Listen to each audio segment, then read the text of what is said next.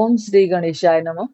मैं सुचिता त्रिपाठी अपने चैनल शाश्वत एस्ट्रो योग में आप सभी का स्वागत करती हूँ। आज हम बात करेंगे सूर्य का फल तुला लग्न के सभी 12 घरों में। तुला लग्न एक बहुत ही सामंजस्य स्थापित करने वाली राशि है। जैसे कि तुला 7 नंबर, इसका जो साइन होता है वो तराजू होता है। ऐसे लोग क्या होता है, काफी बैलेंस बना के लाइफ में चलते हैं। मतलब बैलेंस बनाना मतलब जैसे कि कोई भी सिचुएशन हो वहां पे खुद को एडजस्ट करने का प्रयास करते हैं। अब अगर सूर्य यहाँ पे बैठेंगे तो हम सभी जानते हैं कि सूर्य तुला में नीच के हो जाते हैं, क्योंकि सूर्य जो है वो एरीज में हमेशा मेष राशि में उच्च के होते हैं, तो तुला में वो नीच के होते हैं। 10 डिग्री के अगर सूर्य है, 0 से लेके 10 डिग्री, तो परम नीच के हो जाते हैं।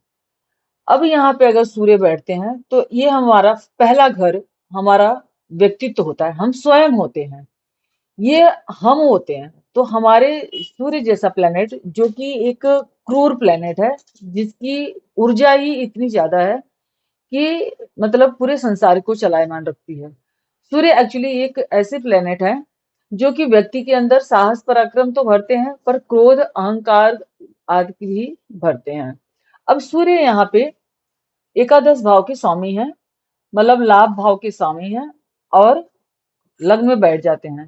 तो यहाँ पे ये अच्छा फल देते हैं, मतलब इंसान स्वयं से धन उपार्जन करता है।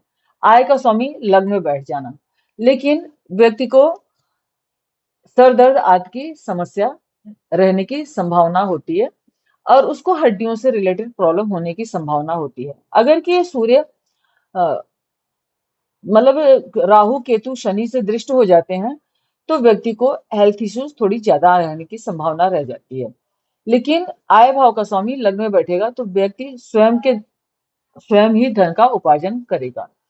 अब अगर के सूर्य एकादश भाव के स्वामी धन भाव में बैठ जाते हैं, एकादश भाव का स्वामी धन भाव में बैठना ये इंगित करता है कि मतलब व्यक्ति बहुत अच्छा धन कमाएगा, स्थिर संपत्ति का मालिक होगा वो।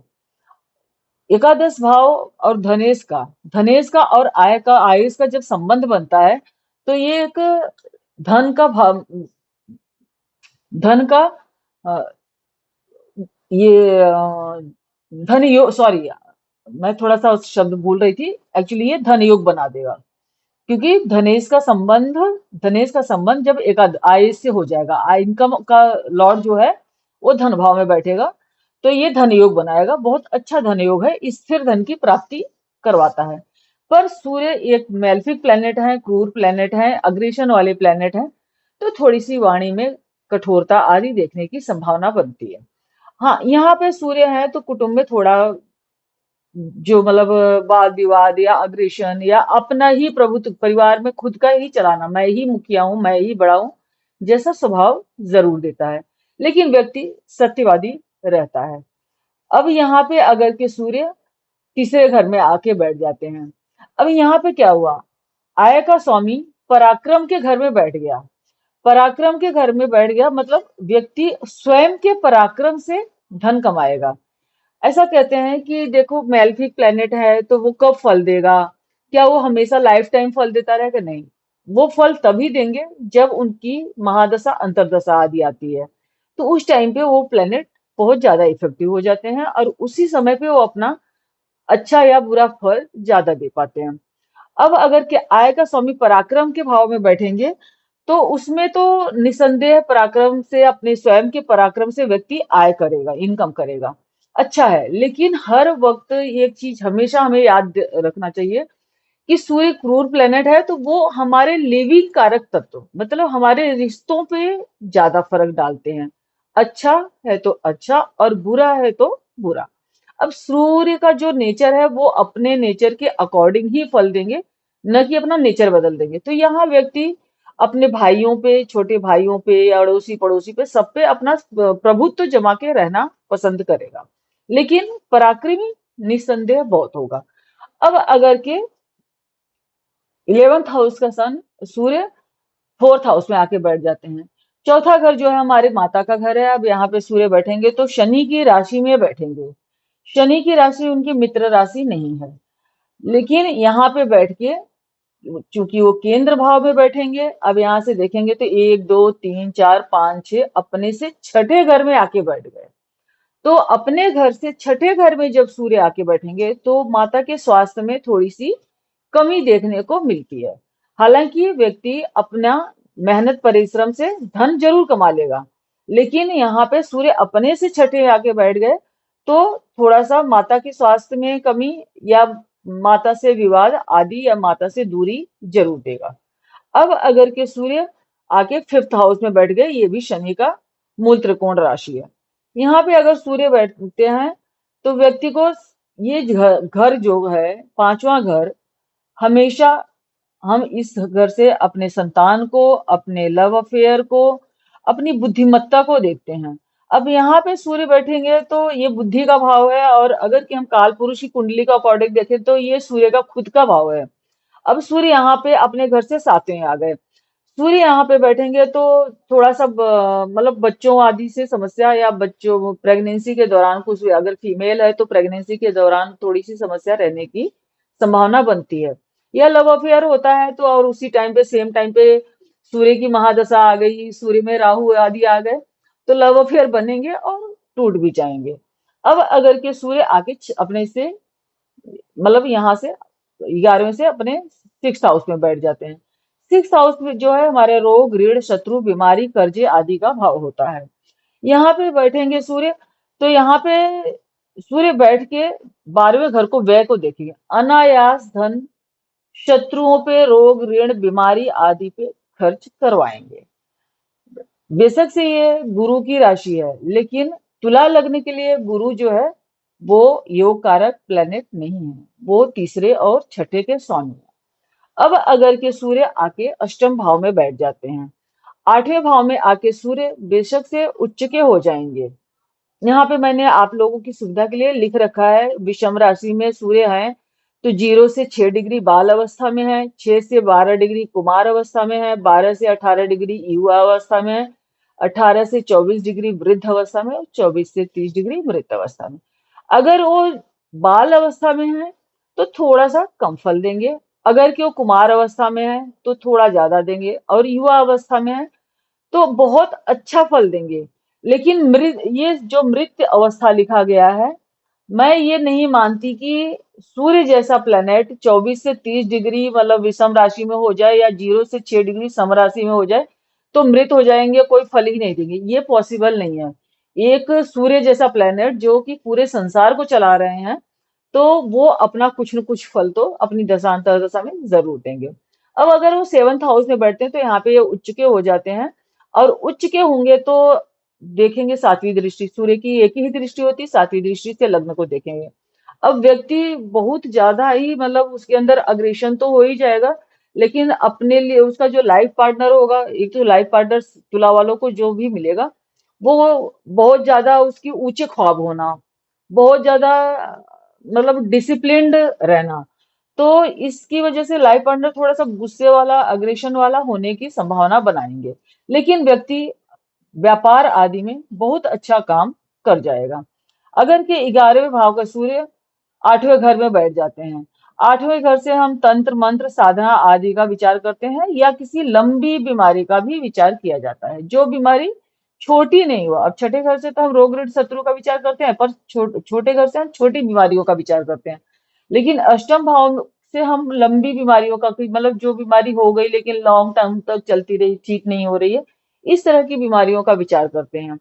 तो यहाँ पे सूर्य अगर बैठते हैं तो हो सकता है बहुत ज्यादा कुछ तला भुना मसाला, क्योंकि सेकंड हाउस से हमारे खान पान का भी विचार होता है 2 नंबर साइन से, क्योंकि 2 नंबर साइन यहाँ वृषभ पड़ती है। अगर काल पुरुष की कुंडली देखेंगे तो यहाँ से एक से, और ये दो दूसरा घर हमारा मुख होता है। अब यहाँ पे है तो व्यक्ति को खान पान की वजह से अपच, अजीर्ण आदि की समस्या, पेट में कोई रोग होने की समस्या इस तरह का, या जेनेटिकल ऑर्गन में कोई समस्या, अगर वो पीड़ित हो जाते हैं किसी क्रूर ग्रह से, देते हैं। लेकिन अगर के व्यक्ति बहुत खान पान में बहुत शुद्ध है, सात्विक है, और अच्छे विचार, अच्छे पालन करता है, तो उसको अध्यात्म आदि की में रुचि आएगी, और उसके जो पास जो धन होगा वो स्थिर रहेगा, क्योंकि यहाँ पे सूर्य स्थिर राशि में रहेंगे। अगर सूर्य यहाँ पे आ जाते हैं अपना मतलब इसको बोलते हैं हम धर्म त्रिकोण, 9th हाउस में, धर्म भाव में। धर्म भाव में जब सूर्य आ जाते हैं तो व्यक्ति को थोड़ा धार्मिक प्रवृत्ति का बनाते हैं। अब यहाँ बुध के राशि में होंगे तो बुध से उनकी तात्कालिक मैत्री अगर अच्छी है, जैसा कि मैं पहले वीडियोस में बता ही चुकी हूँ कि अगर के सूर्य यहाँ पे है और बुध 1 2 3 या 10 11 12 में है, तो उनके साथ वो तात्कालिक मैत्री में बहुत अच्छा रिजल्ट करेंगे। अब यहाँ पे बुध जो है योग कारक प्लेनेट है, क्योंकि वो धर्म त्रिकोण में बैठे हुए हैं। अब यहाँ पे बुध के साथ अगर के सूर्य की अच्छी मित्रता हो जाती तो व्यक्ति बहुत ज्यादा बुद्धिमान हो जाता है। पर बुद्धिमान होने से अब सूर्य अहंकार देते हैं, तो व्यक्ति को थोड़ा अहंकार तो रहेगा रहेगा। लेकिन यहाँ पे सूर्य बैठ के व्यक्ति को थोड़ा धार्मिक भी बनाते हैं और उसको बाहर से धन लाभ भी आदि की संभावना भी बनाते हैं। व्यक्ति की एजुकेशन बहुत अच्छी रहने की संभावना बनती है। अगर कि सूर्य यहाँ से यहाँ पे आके बैठ जाते हैं, अब ये जल तत्व राशि में सूर्य अगर बैठते हैं, चंद्रमा की राशि है, पर यहाँ पे सूर्य दिशावली होता है। यहाँ पे सूर्य बैठ जाते हैं तो वो व्यक्ति मतलब सरकारी क्षेत्र में कोई सा भी गवर्नमेंट सेक्टर में बहुत अच्छा करने की संभावना बनाता है व्यक्ति। अब ये चंद्रमा की राशि है तो चंद्रमा जो है वो मन को भी दर्शाता है, माँ को भी दर्शाता है। यहाँ बैठ के वो 4th हाउस को, घर को भी देखते हैं। तो माँ के साथ बिल्कुल रिश्तों में जब शनि की मतलब सूर्य की महादशा अंतर्दशा आती है और सपोज उसी टाइम पे शनि सपोज यहाँ बैठे हैं और शनि की दृष्टि भी हो जाती है, तो रिश्तों में तनाव तो बिल्कुल बनाएंगे बनाएंगे। अगर कि सूर्य यहाँ पे बैठ जाते हैं और यहाँ पे उनकी डिग्री वाइज वो अच्छे हैं, वो बुध के साथ हैं, तो अच्छा फल देते हैं। लेकिन बल में उनके मतलब बल वाइज वो अच्छे होने चाहिए। ऐसा नहीं कि अगर कोई कमजोर बल के हैं, बाल अवस्था में है या वो मृत अवस्था में है, तो ऐसे में सूर्य की आराधना करनी बनती है। आदित्य हृदय स्तोत्र का पाठ करना चाहिए। यहाँ पे सूर्य अच्छा इनकम दिलाते हैं, लेकिन यहाँ पे भी सूर्य के साथ वही समस्या होती है कि क्योंकि यहाँ पे सूर्य बैठ के 5th हाउस को देखते हैं, पंचम भाव हमारे संतान के भाव को देखते हैं, हमारी बुद्धि को देखते हैं, मेन हमारी बुद्धि को देखते हैं, तो हमें अग्रेशन पैदा करते हैं। हमें लगता है हमसे ज्यादा बुद्धिमान तो कोई है ही नहीं इस धरती पे। यहाँ पे देखेंगे अग्रेशन, क्रोध पैदा करेंगे, लव अफेयर आदि में समस्या करेंगे। लेकिन यहाँ पे सूर्य धन आगमन के रास्ते खोलते हैं, क्योंकि वो आय का स्वामी आय भाव में ही अगर बैठा है तो धन के आगमन के स्रोत पैदा करते हैं। अब अगर के सूर्य आके द्वादश शेष में बैठ रहे हैं, 12वें घर में बैठते हैं, व्यय का और मोक्ष त्रिकोण का, मोक्ष का भाव है। अब अपने से दूसरे घर में गए हैं तो व्यय मतलब जो इनकम है, हमारे पास इनकम तो आ रहा है पर वो खर्च हो रहा है। अभी कहाँ किसका घर है? हॉस्पिटल का है, बीमारियों का है, जेल का है। तो या ये भी कह सकते हैं आध्यात्मिक रुचि का भी है। तो मोक्ष का भाव भी है। तो अब यहाँ पे व्यक्ति अपने खुद के कर्मानुसार अगर के वो देश काल पात्र के अनुसार जहां भी जिस एनवायरनमेंट में वो पला है, अब तुला लग्न के हजारों जातक होंगे, सारे न तो धार्मिक हो सकते हैं, न सारे सभी नास्तिक हो सकते हैं। सभी, कोई राजा के घर में पैदा हुआ है, कोई रंक के घर में पैदा हुआ है। तो जो जहां पैदा हुआ है उसका भी विचार करना बनता है। अब यहाँ पे मैं ये नहीं कर सकती कि यहाँ पे सूर्य बैठे हैं तो उनकी महादशा अंतर्दशा आएगी तो व्यक्ति को जेल की यात्रा ही करनी पड़ जाएगी, ऐसा नहीं है। यहाँ पे बैठ के भी सूर्य अच्छा फल देते हैं। हाँ, ये है कि आंखों से रिलेटेड थोड़ी सी समस्या होने की संभावना है। धन्यवाद। मेरा वीडियो आप लोगों को कैसा लगा? जो भी आपके कमेंट सुझाव हैं उसको कमेंट्स में दें।